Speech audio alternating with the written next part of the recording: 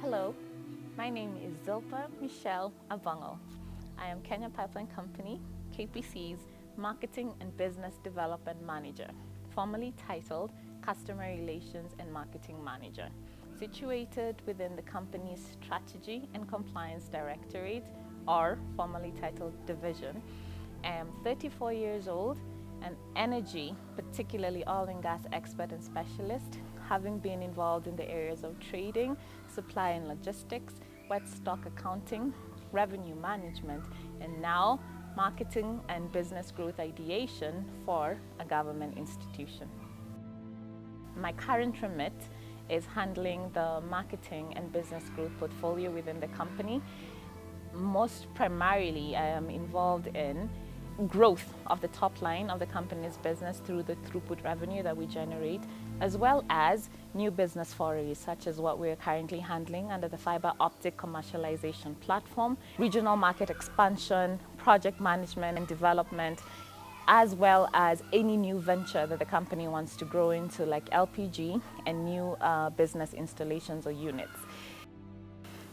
The key achievements that I would like to talk about when I've been associated with this role in the past 3 years primarily relate to restructuring of the oil and gas sector, having a private sector view of what it is that these clientele we serve would need.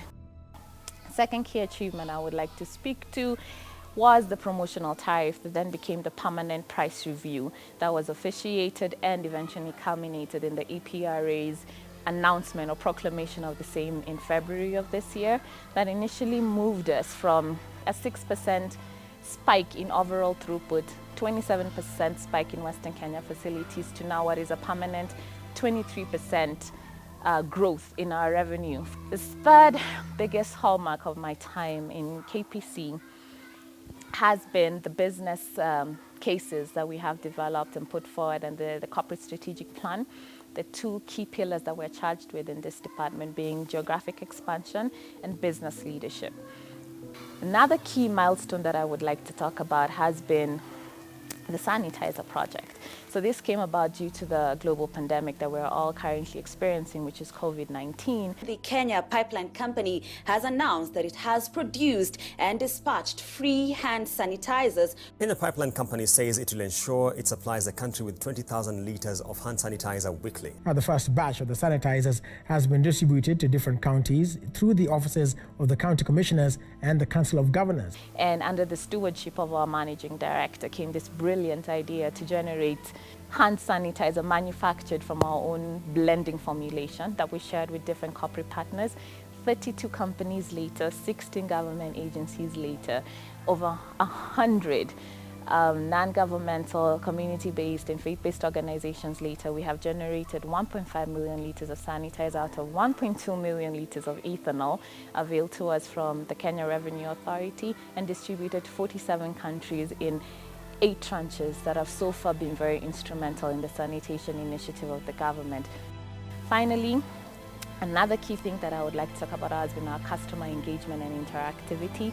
That has massively improved into an online and more efficient, real-time sort of communication than what was there before, where we have a lot of complaints tracking, a lot of complaints closure, issues on stock accounting and statements have now essentially diminished, and we're looking at the customer as our partner towards whatever revenue targets and eventually growth patterns that we would want to have. They are at the core of it, and we're thinking of them from design all through to execution, and we've essentially managed to embed customer focus into our day-to-day business operations, and I am very proud to have been steering that ship and stewarding a team that has managed to deliver this effectively.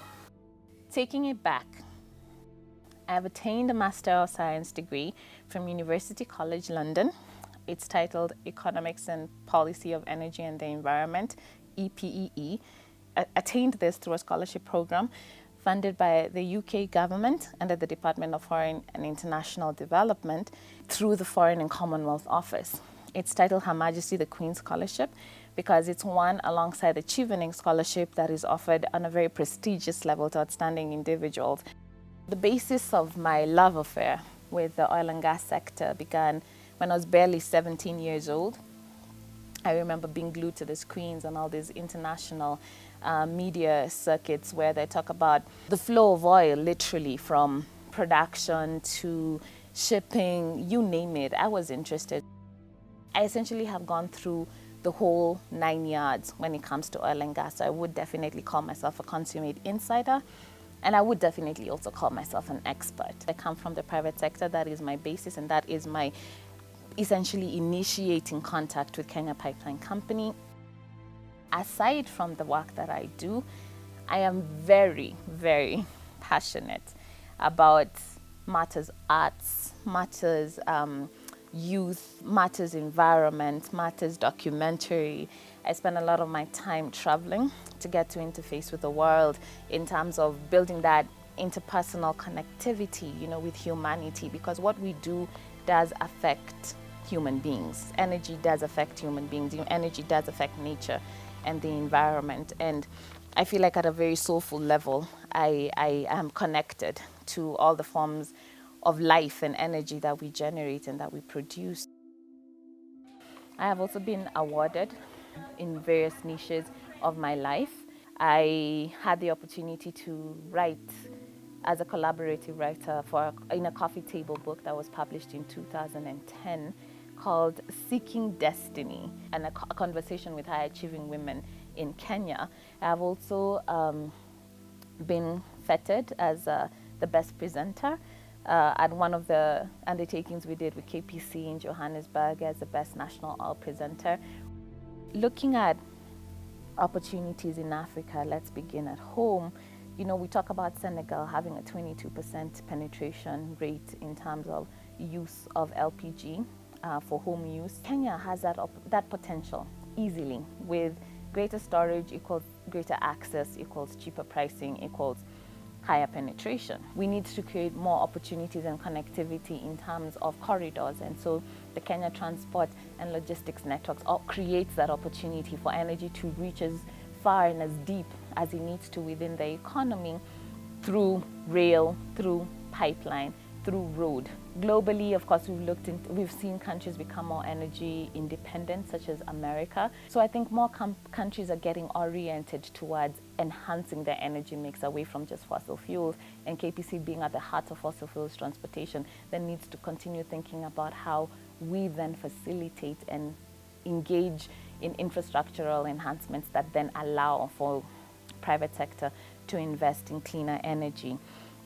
So I believe the future is great. Of course, we know of LNG ventures in South Korea up to the level of transportation.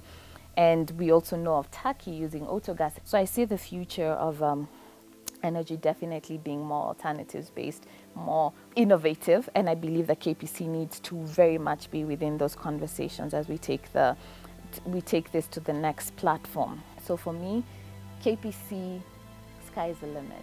Our horizons are unlimited, and our strategic plan definitely demonstrates this.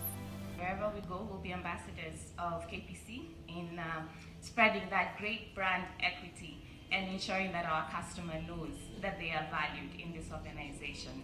Now, Zilper and KPC are a merge and a union that's an ongoing story. If I would put it together, I would say that this is where my soul is, in public service. So having worked all of my years in corporate enterprise, I felt the need to give back to society. And coming back to this, it reminds me that the most significant part of a person is their passion. Energy and me, I feel, are a kindred connection. I believe that KPC has a potential, has the capability, has all of the wherewithal within the continent and within the world to actually transform how we look at fossilized energy into a new growth agenda, which is alternative and renewable forms. I anticipate that KPC will continue to play its role. I anticipate that KPC has the capability to play that role. And I anticipate that I have demonstrated my capability within this global system and within this KPC environment to move the company forward. And I want to continue to do what I am doing, only on a grander scale, to actually deliver on our policy mandate, which is to transform lives through efficient, safe, reliable transportation of energy. I look forward to being a continuing member of this team at an executive level, and I do indeed look forward to the youth being able to hold on to this agenda and make it work.